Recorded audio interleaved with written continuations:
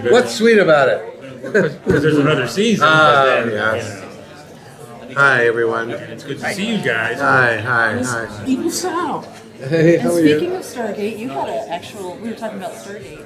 And you had a big role on that. It wasn't supposed to be a 2-episode show on Stargate. It was written as one, and I thought it was going to get cut back. But to hand it to those brilliant writers and showrunners, they really liked.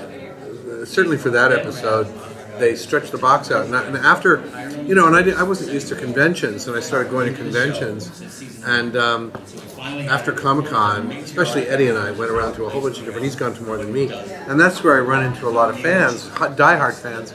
Not that all diehard fans go to conventions, but certainly they'd say, "Well, where is your photograph from Stargate?" And I didn't have one, and they said, "Well, you should get one because that's a great character." And I began to realize that the character and what he was doing, which was first somebody who was, looked like they were going to trash the military, and then ended up honoring them. Especially, it was also the death of a very well-loved character.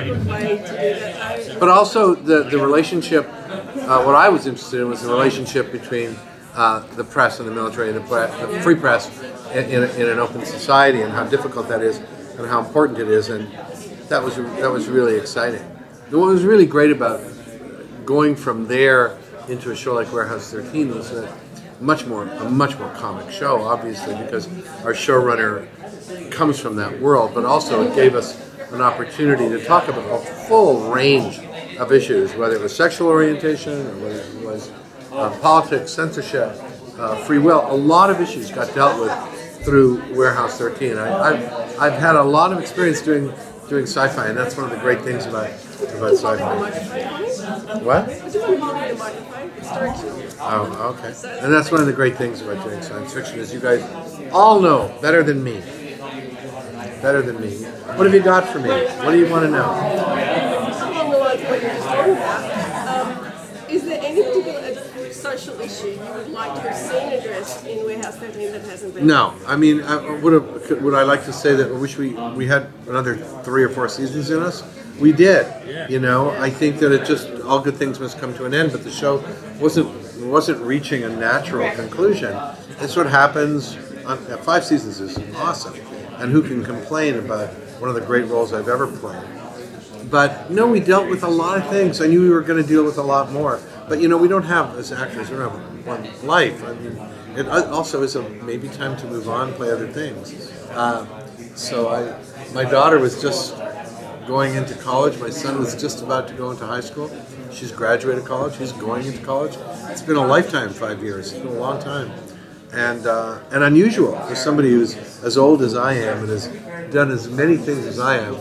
I've never been in a series for more than a year. Well, I was a recurring character on Frasier for a couple of years, but that was the longest I'd ever been in a series. So this is a whole new thing for me, and very fortunately, incredibly pleasurable. And I know that Jack and I are going to be working together. We've already got plans to do something, and I've got brothers and sisters in the cast, and Allison's like another daughter for me. So it's been a wonderful experience, and the thrill of coming here was a little overwhelming. I'm not a crowd kind of person, but the very first time we were here, we only had 3 episodes on the air.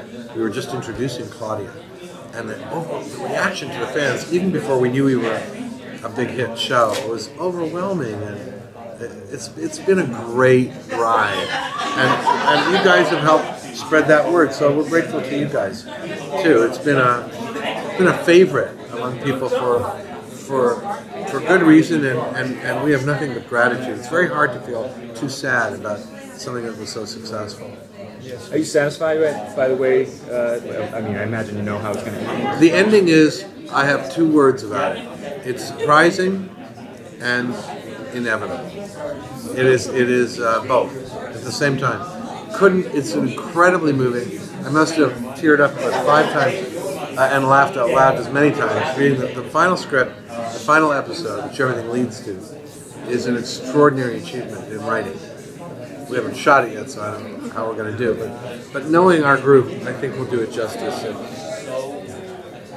you had a chance to kind of step back a little and look at Artie's journey? I mean, Well, always, every season I do. I mean, I really did last season because it was a 20-episode season, and one of my oldest and best friends, Brent Spider, and I were doing a two-hander for the first part of season 4, and that was a really great thing. And it was a very dark journey for Artie to come through, the death of a major and well-loved character, and it was it really it was challenging, and they wanted to write something challenging for Artie, and I had to step back. In fact, there was one scene in that episode where I had to remember, I had to improvise the entire journey of that whole season before he really goes dark. It's been professionally not something I was really expecting. I've done a lot of movies, I've done a lot of guest stars on shows, I've directed 4 films, I'm writing, I've written a lot, I'm going back to directing and writing, and I wasn't expecting at the age of whatever I was when that happened, 59 or something, that when I got this role, that I would end up with such a great role that would last so long. I wasn't expecting it, so it goes to show you that you never know, and maybe the next thing is going to be wonderful too. I'm a very optimistic, ridiculously optimistic person. I have a great marriage and a great family. I'm really a blessed fellow. What are you going to miss most about playing the character? I'm going to miss most is what any actor will tell you on a show, is the family that we've created. It's the everyday laughs. I mean, I've done a lot of variety of work as Artie. It's fun to play Artie. It's not what I'm going to miss. I'm going to miss Artie, but maybe the fans might miss that character because so much of me is Artie. Any long-term show, the writers write you, or they're making a mistake, and they've written a lot of me in there. I'm going to miss that family, Not too much. I'm going to, be close to everybody. I'm going to see everybody and hope to work on other things with them, but it's that family. It happens in theater, in a way. And a lot of actors who do theater will tell you this, that what you find when you're a young actor and you're starting usually in theater, you're not making a dime. Stakes are just as high, there's several less zeros on the end of your paycheck. But what you miss, what you get, is that family. And then what you do as you get older, no matter who you are, I don't care if you're Johnny Depp or Brad Pitt, you look to recapitulate that family feeling in one way or another. Whether you're powerful enough to create it as a producer and get a group of people around you that create that. You cannot create good work what you do either. You cannot create good work in a vacuum. You have to have supporting, loving people around you, and then it grows exponentially, and what you thought was your best is only grows 2, 3, 4 times faster and better than you ever imagined. So by having a family of actors and great writers and a brilliant showrunner like Jack Kenny, everything that is good about you is brought up. Everything that is stupid and petty and small is turned away quickly because they know all your bad habits and they won't put up with them. That's true in a healthy family, isn't it? So kind of like iron sharpens iron, and you get better because of one another. That's the way it is on any great show. On any great show. I mean, yes, it's true. There are people who have horrible experiences, and the movie's a big hit. It doesn't. But that's a movie. It lasts for that length. But there's no great series that there hasn't been some wonderful chemistry going on. Very rare. If that's true, then it's rare. Then it's an exception. That's the magic word. Chemistry. You guys had it in spades. We had it in spades. They did a great job casting us. Very smart. It shows on the screen. You can see it. Yeah. It really does. Yeah, we have a great time. We laugh all day long.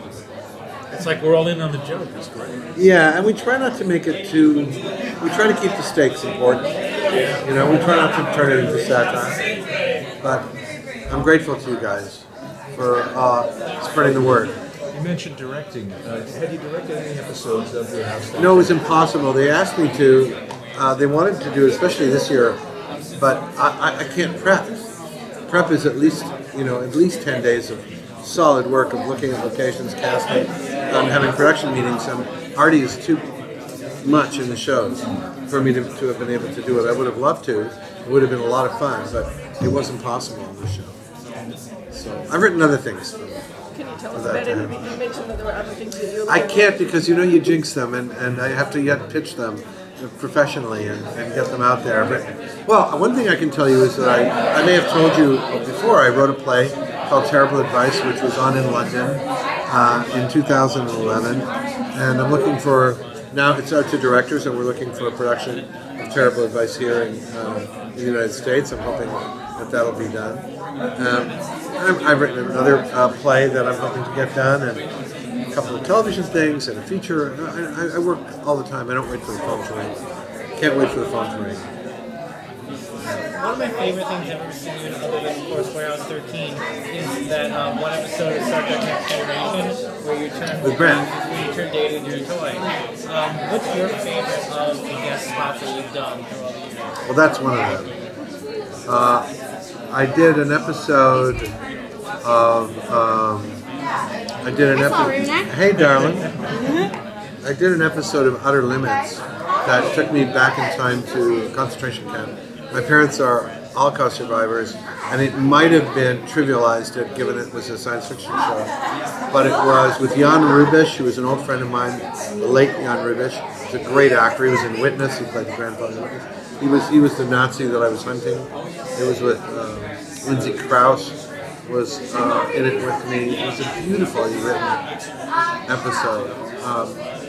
I love doing the Psych episode, which was a telenovela episode. It was really, really cool. The Stargate is one of my favorite ones. And I have to say that one of the most fun things I've ever done in my life was playing Donnie on Frasier for a couple of years with that amazingly talented group of actors and writers. It was a highlight of my career. I loved every second of doing it. It's a while ago now, but I sure loved it. Those are some of the most fun guest star roles that I've done. I'm probably leaving something out. I'm very old. I've done a lot of things. So. Are you a science fiction fan yourself? Well, I am, but I'm a fan of a lot of genres. I like good writing. So whether or not it's, it doesn't matter to me whether it's a thriller or whether it's,